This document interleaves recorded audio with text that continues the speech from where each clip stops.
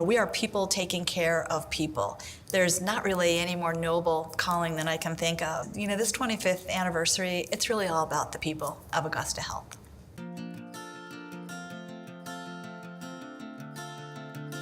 So we work with the two separate communities, obviously with Stanton, with the King's Daughter Hospital, with Waynesboro, and Waynesboro Hospital. The hospitals were old facilities, and also you can't afford new facilities. And when I say facilities, I'm not just talking about buildings. I'm talking about the technology that is associated with, with medical care. And it wasn't a large enough base, if you will, if you just had two separate hospitals. And so that was another part of the decision. How do we come together to provide the service, the access that we need in our community? And Medicare was a safety net for community hospitals like our two hospitals here. So in 1983, kind of out of the blue, the government, seeing where Medicare funding was going, said, we will pay for an episode of care, one fixed fee. And if you can make money on that, fine. If you can't, that's your problem. Both hospitals brought in consultants that really kind of cemented that there was an impending crisis developing. No new hospital bumper stickers were everywhere, and everything you heard out in the community was, I don't want that, I'm not going there. They're not going to take my hospital away. There was a clash of needs and wants with reality. And we all saw that. I mean, we could see that happening in our own medical practices. Well, after you get a vote to combine, you get the two communities to agree to make the decision. There's another real key step, and this was accomplished with some difficulty, and that is you've got two different hospital staffs to pull together into one. And you're talking about physicians, you're talking about nurses. I came about a year after the actual merger. We had two hospitals that were very different. When you added them together, we had a really good kind of a composite. One of them had money, one of them had a lot of tradition and pride, but intellectually, it absolutely needed to happen. Before the hospital was built, after they had bought the land and picked the site and all of that, they set up a tent right where we are. You could see this panoramic view of the mountains, the emotional feeling that you have. And I mentioned the family feeling, where you get a nature nurturing feeling just from the way the hospital is located. So we had a tent set up here. We had lunch. We could see that. And that kind of cemented it. Working on the blueprints and the plans for the new hospital, working on the building, breaking ground, actually being able to visualize this place where we were going to be working, I think that really helped. Then we could start to dream. It wasn't so much letting go of what we had always had, although that was still there, but we had something else that we could take hold of. No, change is hard, but it's good. We wouldn't be out here today at this location if we wouldn't have changed. In fact, we might not be a hospital at all if we wouldn't have embraced change. Then coming together, these two hospitals in 1994 and meeting each other for the first time and integrating all these services was such a huge undertaking. The community itself was still taking shape when we came. Waynesboro and Stanton were two very distinct communities. I think the hospital has been a huge bridge in forming a community out of what were separate communities. And they liked the place. I mean, when they walked in and looked around, but it became this grand adventure for everybody.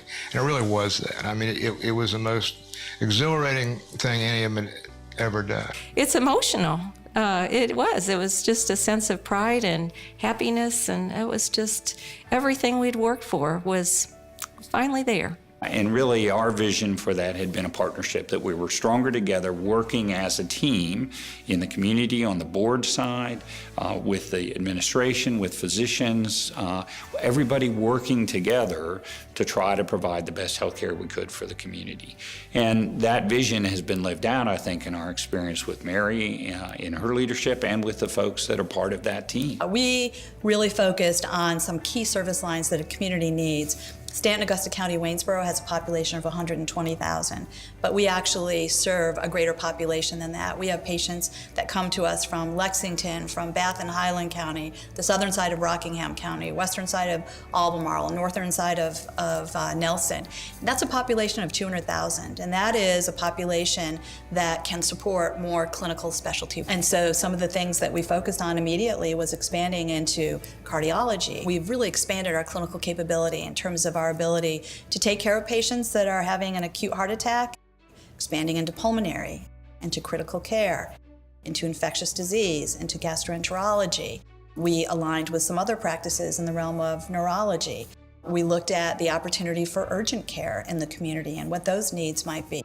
And we knew if we were going to recruit these specialists to the community that if they weren't going to go into private practice, that we needed to have an alternative for them and that we needed to be prepared to employ physicians. And so that was probably one of the most significant changes in our industry at that time, moving more towards physician employment. Well, I think our intent, of course, is to remain independent. There's certain things that we can't control, the changes in health care. And so we're going to try to work, around those, through those. Whereas in a larger institution, I think there's a sense of, well, decisions are made at a whole nother level that we don't know about. We don't know who those people are, but here there's a real sense of community, and the community being part of that and owning it, which is great. I think we're poised to really improve our culture, to improve patient satisfaction, to focus much more. We've always focused on the patient, they are the center, but now we're going to give full time focus to making the experience here better for our patients. I think probably my vision for it is that when folks in the community say, I'm not well or I have a problem, this is the first place they want to come because they know they're going to get good care. They know that it's going to be excellent care and folks are going to be able to figure out what's going on, but be compassionate in doing it at the same time. I want it to be state of the art, so folks say we don't have to go a great distance to get really good care here. And I also want it to be the kind of place where folks want to work too, that the physicians and the nurses feel good about what they're doing, yet continue to hold in the course of their work a sense of fulfillment of, hey, I'm making a difference for the community. Because honestly, at the end of the day, we can't do it without the support of the community. Healthcare is way too competitive, it's way too complex, it's way too hard, it's become big business. And it's really important to remain grounded into the community, continue with those partnerships, stay in touch with the community, know what the healthcare needs are, and really understand what kind of experience the community wants from its health system. The biggest thank you needs to go to the people of Augusta Health, the employees of Augusta Health. It's interesting because now when I talk to people at Augusta Health, while there's a great respect for the legacy hospitals that created Augusta Health, now there's this Augusta Health pride of ownership, and the people of Augusta Health, they're really what make Augusta Health, and those are the people to thank.